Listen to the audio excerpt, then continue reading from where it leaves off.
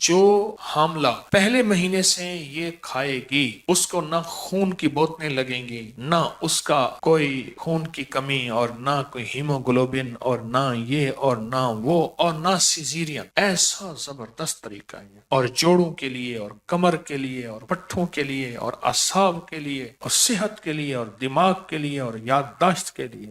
گھی شکر سے روٹی کھائی ہے، اپنی نسلوں کو بھی اس کا عادی بنایا ہے۔ یہ موسم ہے کھانے کا، کھائیں، بہت زبردست غذا ہے، لاجواب۔ اور شکر جتنی میلی ہوگی، اور میں نے ایک طریقہ ایجاد کیا ہے سادہ سا، دیسی گڑ لے لیں، اسے کوٹیں اور موٹی چھلنی سے نکال لیں، وہ دیسی شکر ہے۔